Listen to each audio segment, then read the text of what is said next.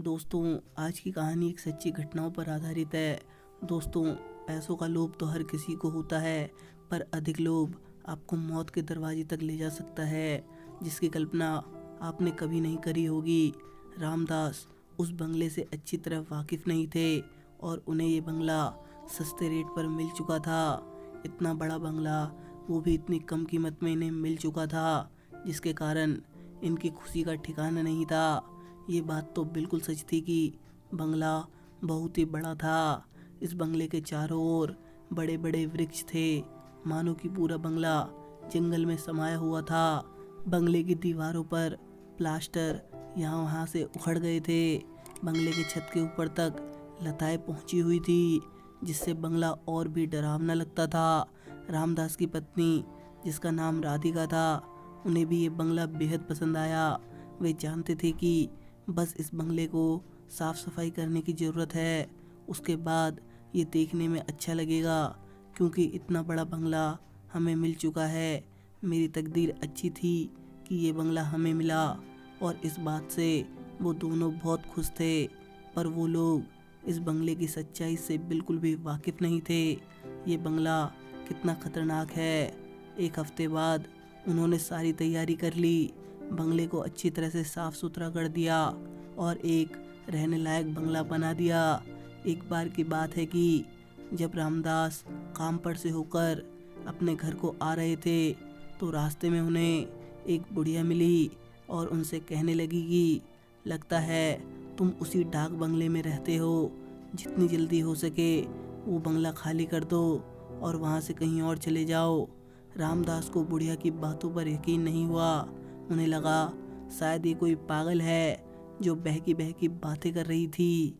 उस दिन जब वो अपने घर को लौटे, तो रात को बिस्तर पर उन्हें नींद नहीं आ रही थी। वे इधर उधर करवटें बदल रहे थे। जब उन्हें नींद बिल्कुल भी नहीं आ रही थी, तब वे बिस्तर से उठकर छत पर चले गए। रात काफ़ी हो चुकी थी और चारों ओर अंधेरा छाया हुआ था, लेकिन रामदास को नींद नहीं आ रही थी। इसी कारणवश वे छत पर खुली हवा में चले गए। कुछ समय बाद उन्हें अचानक ऐसा महसूस हुआ कि कोई काली सी परछाई सीढ़ियों से नीचे उतर गई हो। रामदास घबरा गए और वो अपने आंखों को मलने लगे, और उसके बाद उन्होंने देखा तो वहाँ कोई नहीं था। उन्हें लगा शायद ये मेरी थकान की वजह से हो रहा होगा, अब जाकर मुझे सोना चाहिए। और वो सोने के लिए नीचे अपने कमरे में चले गए। नींद तो उन्हें आ गई थी, पर तभी फिर से अचानक उनकी आंख खुल गई और वो उठ गए।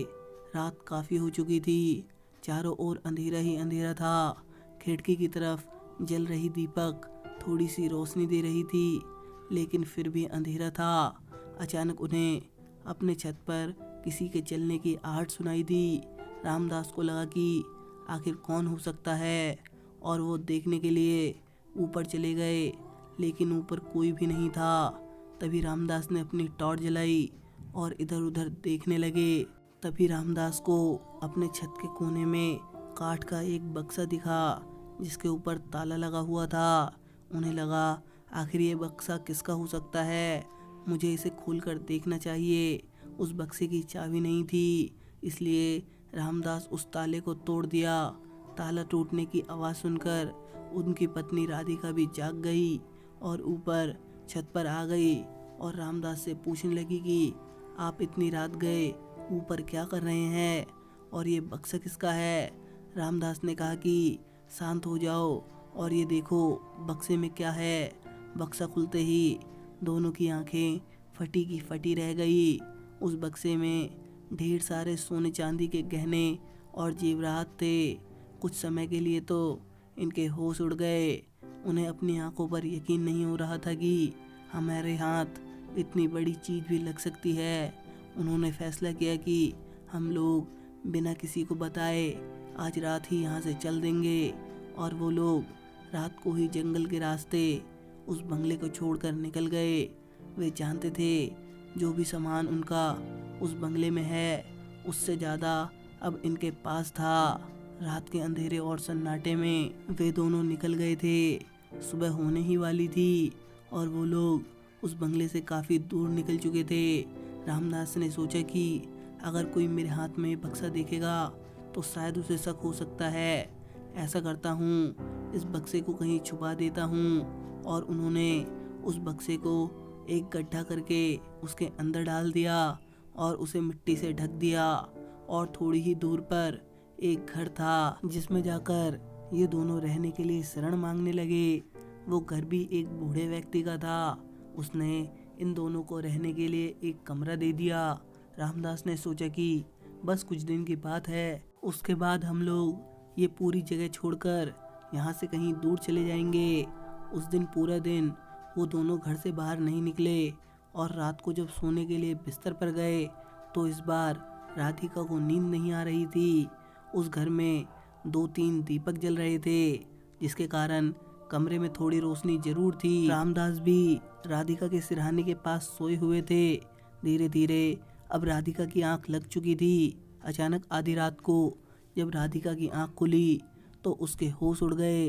राधिका ने देखा कि उसके सामने एक लंबी सी औरत खड़ी है जो ढेर सारे गहने और जेवरात पहनी हुई है और उसका एक पैर कटा हुआ है।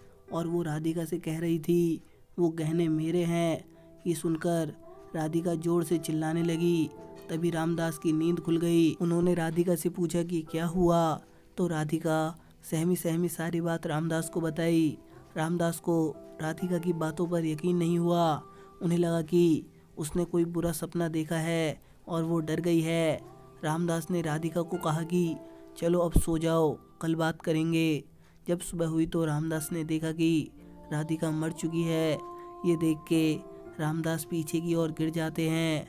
अब उन्हें इस बात का एहसास हुआ कि रात को जो राधिका कह रही थी वो बिल्कुल सच बात थी। बाद में रामदास उस बक्से को देखने तक नहीं गए और उन्होंने अपनी सारी बात लोगों को बताई, लेकिन ये नहीं बताया कि वो बक्सा उन्होंने कहाँ छुपाया था, क्योंकि वो जानते थे कि ये बक्सा किसी की मौत का कारण बन सकता है। ये घटना 1997 के नालंदा जिले की है।